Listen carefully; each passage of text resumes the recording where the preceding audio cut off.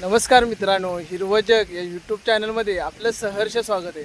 मागे आपण जून महिन्यामध्ये इथं आलो होतो, तेव्हा कसं पाणी एकदम कमी होतं आणि जो आपला धबधबा आहे तो पण कमी प्रवाहित झाला होता. तर आपण आता जुलै महिन्यात पुन्हा एकदा आलो आहोत. तर आपण बघूया की आता धबधबा कशाप्रमाणे वाहत वगैरे आहे. म्हणजे आता आपण बघू शकता की थोडंफार पाणी आलेलं आहे. जो आपला दुसरा धबधबा वगैरे होता त्याला पण आता थोडं पाणी आलेलं आहे. जर जो मोठा धबधबा आहे तो आता आपण बघायला जाणार आहोत की त्याला किती प्रमाणात काय पाणी वगैरे आलंय काय ते. आपण बघू शकता की आपला हा धबधबा अतिशय मोठ्या प्रमाणात आता प्रवाहित झाला आहे. म्हणजे हे पांढरं शुभ्र पाणी एकदम मनाला कसं एकदम प्रसन्न वाटतं. म्हणजे आपला जो थकवा वगैरे आहे तो निघून जातो.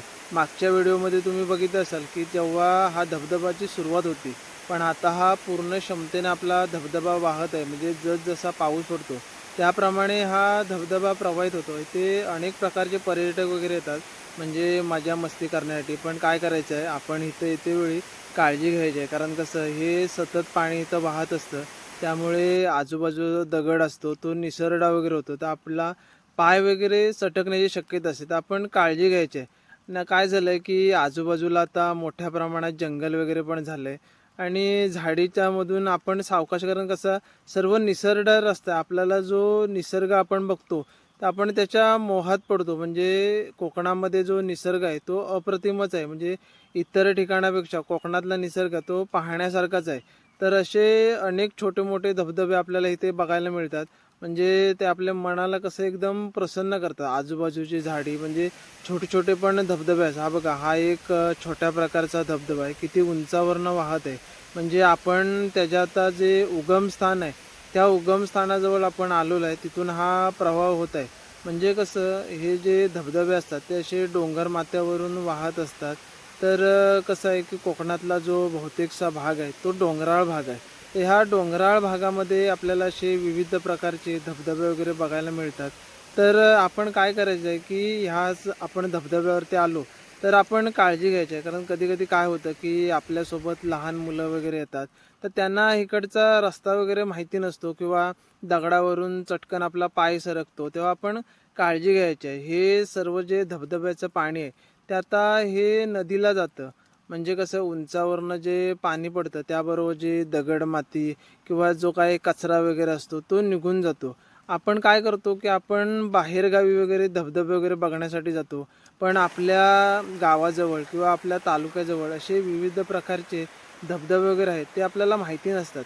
तर मी माझ्या मागच्या व्हिडिओमध्ये तुम्हाला या धबधब्याजवळ कसं यायचं ह्याचा संपूर्ण रस्ता वगैरे संपूर्ण माहिती मागच्या व्हिडिओमध्ये दिली आहे. ती तुम्ही जाऊन बघा, ती तुमच्या अत्यंत उपयोगाची आहे.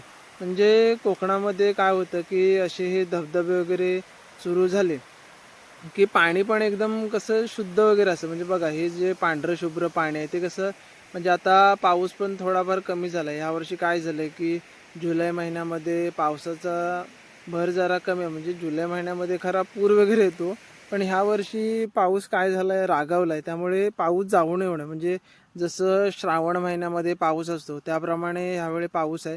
नाहीतर इथे पूर्ण जो हा धबधबा आहे तो आता त्याचं पाणी एकदम गढूळ पाणी झालं असतं. पण पावसाचं प्रमाण कमी असल्यामुळे आपल्याला हे पाणी पण कसं एकदम स्वच्छ दिसतंय. म्हणजे बघा किती मोठा हा कातळ आहे, त्या कातलावरून हे असं पांढरं शुभ्र पाणी मनाला कसं एकदम प्रसन्न आणि उत्तेजित करतं. म्हणजे कसा आपला जो काही थकवा वगैरे असतो तो सर्व निघून जातो. तर तुम्ही असं धबधब्यावरती फिरायला वगैरे या, तुम्हाला पण असं कसं मन एकदम प्रसन्न वाटेल.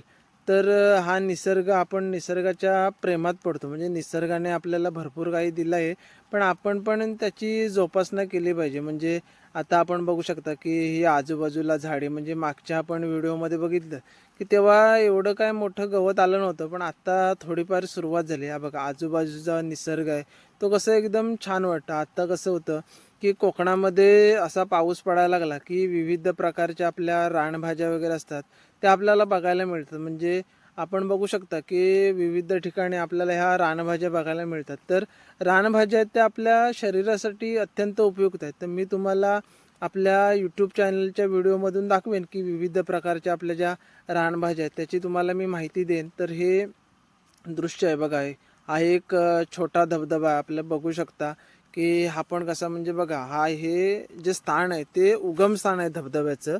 तर इथून पण कसं आता पाणी थोडंफार कमी झालं आहे, पण ज्यावेळी पाणी मोठ्या प्रमाणात आहे ना, त्यामुळे ह्याचा जो प्रवाह आहे तो अगदी जोरदार होणार. म्हणजे आजूबाजूचा जो परिसर आहे तो पण कसा एकदम छान वाटतो. तर इथं तुम्ही बघू शकता की हे बघा हे पाणी पण एकदम कसं संथ गतीने वाहतंय. म्हणजे ह्याला कुठल्याही प्रकारचा ह्या पाण्याला म्हणजे एकदम प्रेशर नाही, म्हणजे एकदम संथ गतीने हे पाणी वाहते. तर असे धबधबे वगैरे आहेत ते कसं मनाला एकदम प्रसन्न वगैरे करतात. जेव्हा मुसळधार पाऊस वगैरे पडतो त्यावेळी धबधब्याने कसं एकदम रौद्र रूप घेतलेलं असतं. तेव्हा आपण काय करायचं आहे की तिथं जाणं टाळायचं आहे, कारण कसं आहे ते आपल्या जीवाला धोका निर्माण करू शकतात. तर आपण काय करायचं, जेव्हा प्रवाह कमी असतो तेव्हा आपण तिथे जायचं. तेव्हा कसं एकदम सुंदर दृश्य असतं व आपण जे ग्रीप असलेले बूट आहेत ते घालायचे आहेत. म्हणजे काय होणार की आपल्या निसरड्या दगडावरून किंवा रेतीवरून आपला पाय सरकणार नाही. तर आपण तिथे जातेवेळी काय करायचं आहे की आपण निसर्गाचा समतोल राखायचा आहे. म्हणजे आपण जो काय प्लॅस्टिकचा कचरा वगैरे टाकतो किंवा घाण करतो तसं आपण करायचं नाही व इतरांनाही सांगायचं आहे. म्हणजे ही आपली जबाबदारी आहे. तर तुम्ही असे निसर्गाच्या सानिध्यात गेलात की तुम्हाला कसं एकदम प्रसन्न वाटेल. तर तुम्ही असे धबधबे वगैरे बघायला गेलात तर स्वतःची काळजी घ्या व इतरांचीही काळजी घ्या. कारण कसं होतं की कधी कधी आपण हुल्लडबाजीमध्ये किंवा व्हिडिओच्या नादात किंवा सेल्फीच्या वगैरे नादात आपण फोटो काढायला जातो, पण आपल्याला तिकडची परिस्थिती माहिती नसते. म्हणजे तिकडचे डोंगर कसे आहेत, तिकडचा रस्ता कसा आहे. तर त्यामुळे तुम्ही स्वतःची काळजी घ्या व इतरांनाही तसं सांगा. तर तुम्हाला हा व्हिडिओ कसा वाटला हे कमेंट करून नक्की सांगा. असेच शेतीविषयी किंवा पर्यावरणाविषयी व्हिडिओ पाहण्यासाठी आपलं हिरवं जग या चॅनलला लाईक करा, शेअर करा आणि सबस्क्राईब करा. धन्यवाद.